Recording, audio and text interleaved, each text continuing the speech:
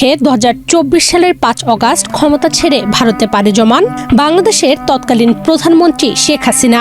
পতন ঘটে আওয়ামী লীগের 1.5 দশকের শাসনের। প্রবল গণরোষ থেকে জীবন বাঁচাতে গা ঢাকা দেন দলটির সর্বস্তরের নেতাকর্মীরা। এদের উল্লেখযোগ্য অংশ পাড়ি জমান বিদেশে। ক্ষমতা হারানোর পর 1.5 বছর কেটে গেলেও তাদের দেশে ফেরার সুযোগ হয়নি।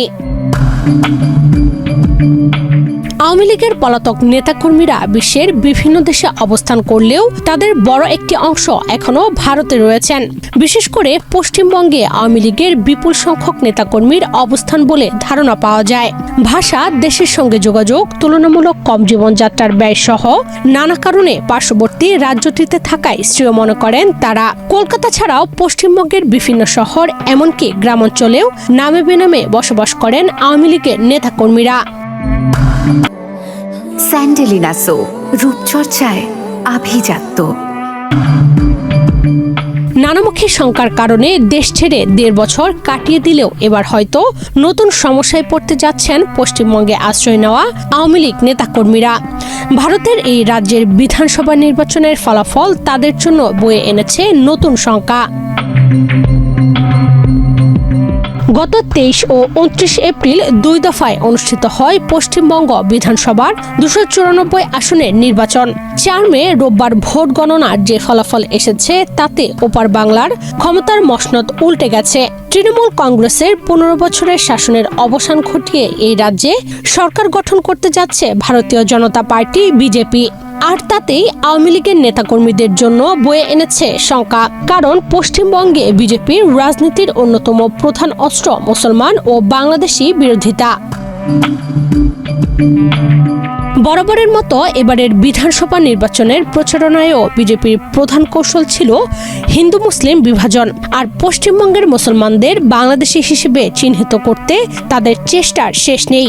ভোটের প্রচারের মধ্যেই বিজেপির সম্ভাব্য মুখ্যমন্ত্রী শুভেন্দু অধিকারী স্বয়ং বাংলাদেশিদের ধর ধর স্লোগান দিয়ে প্রতীকী অভিযান চালিয়েছেন। সামাজিক মাধ্যমে এমন একটি ভিডিও ব্যাপকভাবে ছড়িয়ে পড়ে। বিভিন্ন সময় বক্তৃতা, বিবৃতিতে শুভেন্দু সহ বিজেপির নেতারা বাংলাদেশিদের তাড়িয়ে দেওয়ার ঘোষণা দিয়েছেন। পশ্চিমবঙ্গের বিজেপির নেতাকর্মীদের ধারণা বাংলাদেশিরা মমতার সমর্থক। বিধানসভা নির্বাচনেও তারা মমতাকে জেতাতে চেষ্টা করছেন।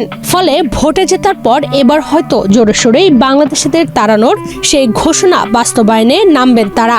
আর সেটা হলে মহাবিপদে পড়বেন বৈধ কিংবা অবৈধভাবে পশ্চিমবঙ্গে থাকা আওয়ামী লীগের নেতাকর্মীরা।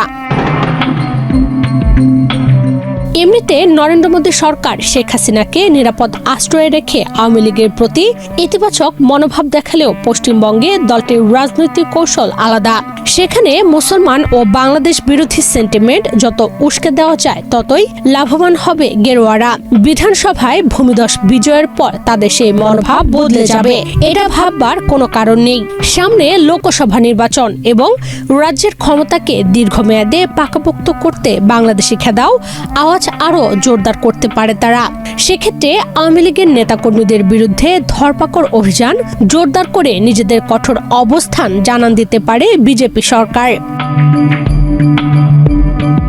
পশ্চিমবঙ্গে বিজেপির বিজয় তাই আওয়ামী লীগ নেতাকর্মীদের জন্য নতুন সংকট বয়ে আনছে, একথা নিশ্চিত করে বলা যায়। চরম বাংলাদেশি বিদ্বেষী শুভেন্দু অধিকারী মুখ্যমন্ত্রী হলে আওয়ামী লীগের নেতাকর্মীরা পশ্চিমবঙ্গে শান্তিতে থাকতে পারবে না। এখন প্রশ্ন হলো, পরিস্থিতি সত্যি বৈরী হয়ে উঠলে তারা কি ভারতের অন্য রাজ্যে পাড়ি জমাবেন, নাকি আশ্রয়ের জন্য অন্য কোনো দেশে ছুটবেন, কিংবা নতুন সরকারের মনোভাব বুঝতে একে একে ফিরতে শুরু করবেন দেশে?